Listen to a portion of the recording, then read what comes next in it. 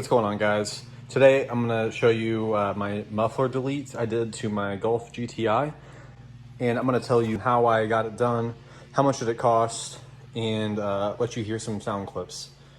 So if we come over here to the back, you can see my 4-inch tips. These are MBRP exhaust tips, and I had the rear, they call it a suitcase muffler, that was deleted, and I had a muffler shop weld in a Y pipe, you can see right here, so it goes from 1 to 2, and they bent out pipes out to my tips. A friend gave these tips to me, but you can buy these tips online.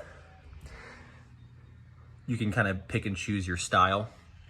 So I went to the exhaust shop and they cut it off and welded these new guys on. The cost was about $110 bucks, $120 after tax. They sound really good.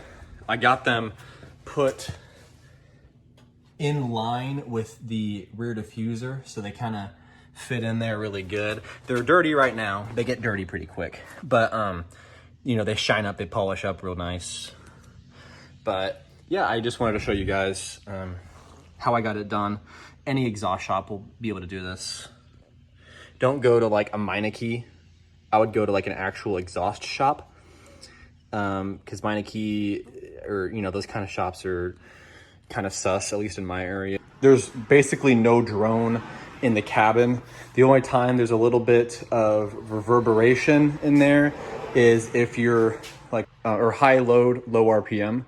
So that's like, if you kind of get on it like 50%, 75% throttle at 2000 RPM, if it doesn't downshift, you'll kind of have a deep noise. And that's the only drone you'll have. It's really not bad at all.